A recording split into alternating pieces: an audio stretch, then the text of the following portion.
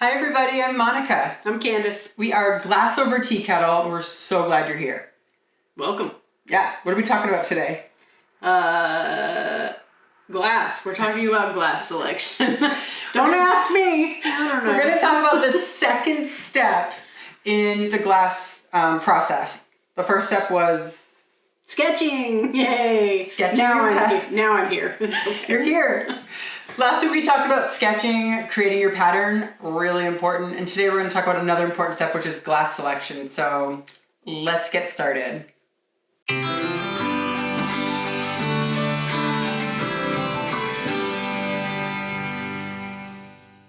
You ready, Candace? I'm ready. All right, what's the first thing people should take into consideration with glass selection? The very first thing everybody should take into consideration is safety.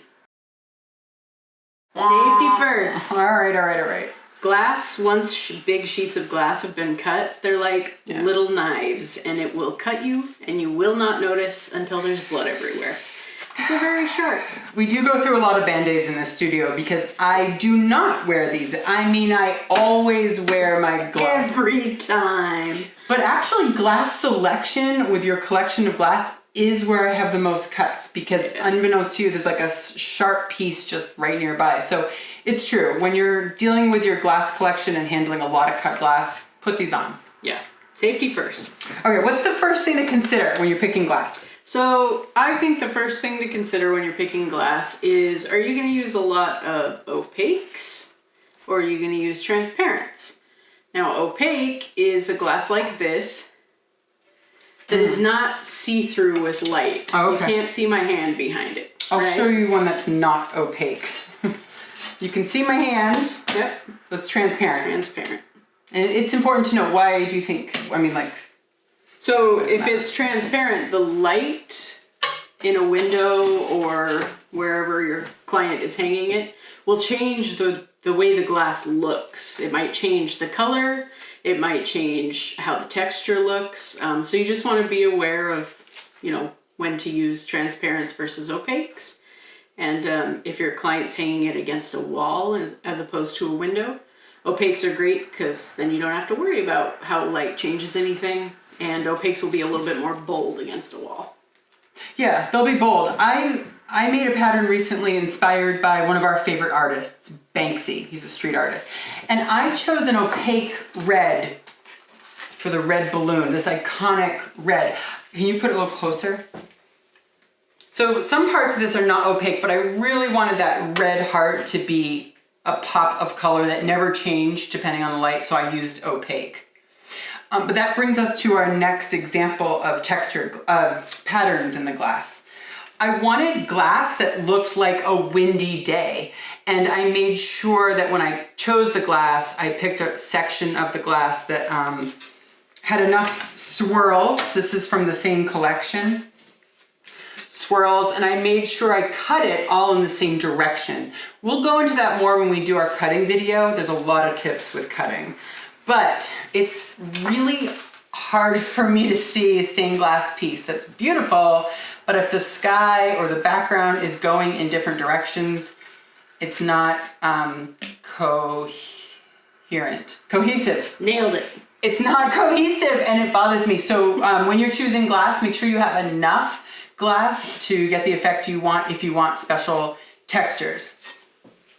Another thing that's extremely important when you're choosing glass, and this probably should have been number one, but it's number two. What is it? It is check both sides of the glass. Any sheet of glass you pull, you want to look at both sides, because this is an opaque blue, except it's not. Push it closer so you can see gigantic white swirls on one side. Yeah.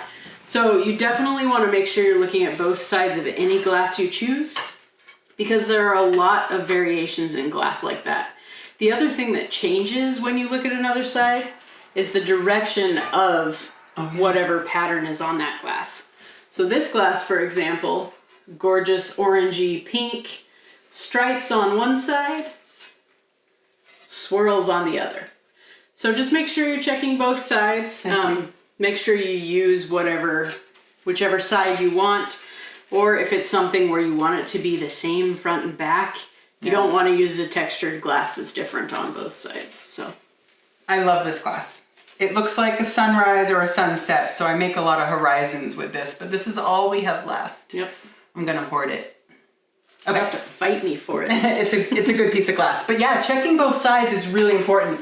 I know I'm jumping ahead to iridescent glass, but I made a whole thing once for a client. It was their logo. It was a serious client. They wanted royal blue. And I used this beautiful blue glass, cut all of the pieces, and then I turned over a piece for grinding and realized I had used iridescent glass. And iridescent glass has that rainbow sheen. For those of you that follow us, you know I call this magic glass. You don't want to use that if your client doesn't want that. I had to get a new sheet of glass and recut. So magic glass or iridescent glass is, that was nice and loud. It's beautiful. I love using it, but just know the iridescent is usually only on one side and it only shows up in certain angles and certain light. Yeah, if you hold iridescent glass up to like a window, most of the time it'll just look like a solid color. It's not going to show any iridescence. Yeah, let me show you. So we'll use the light box to show you. So this side is very obviously iridescent in this light, right? It looks like a trout, rainbow trout. On the light box, it's sapphire blue. Yeah. So we recommend this tool, a little portable light box that plugs in. It's really great. You should always check your glass in different lights if you can before you pick it for your project. Sometimes you have a nice sunny day or an overcast day, you should put it in a window. But if you're working at night or if you don't have a window available, we highly recommend this. In fact, we can give you an example of glass we made. Well, tell them about your project. This is your awesome project. So this is one of the first pieces I made by myself outside of a class. And it's a little Frankenstein's monster, well, not little, Frankenstein's monster skull thing. And I definitely, had I done this now, would choose a different glass for these eyes and the nose, because here, that looks like black glass. I don't know if they can see that. It's actually purple. It's purple. Can you see that? And I was really hoping to get that like electric purple with this, you know, yellow in the lightning bolts of the eyes. It didn't work out that way, but I still love it. Yeah, we love Frank.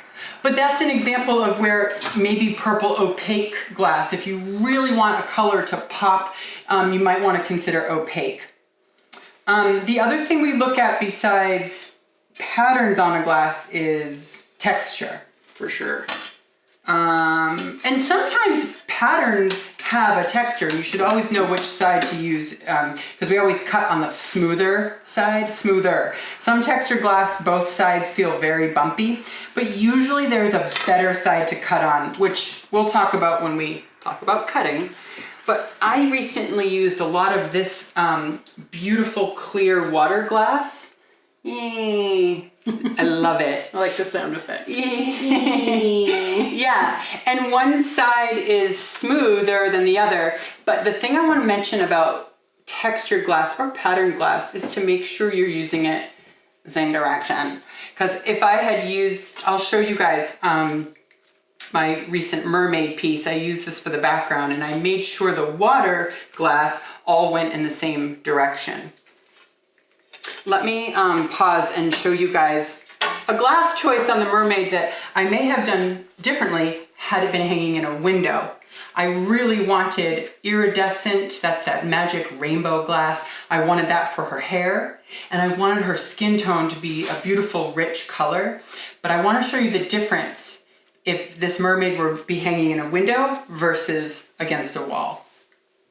Okay, so this project is not completed yet, but I just wanted to show you an example of where I used that iridescent magic glass for her hair. She has rich skin tones. It's what I wanted in the mermaid. I'm still going to be adding some sea glass around the edge, and I still have to do a polish. But I want you to know that the iridescent glass is only iridescent on one side. The other side is not. And if you were to put this piece in a window, you would lose some of all of the iridescent rainbow-esque part. You would still see your water glass texture. You'd still see some pretty swirls in her tail. But this piece, I think, looks better if it's hung on a wall, so you can see the real difference in the color. But if I were redoing this piece, honestly, I might pick a different color iridescent glass that doesn't come so close to her skin tone when it's in a window. Because looking at it right now, I don't think these look similar.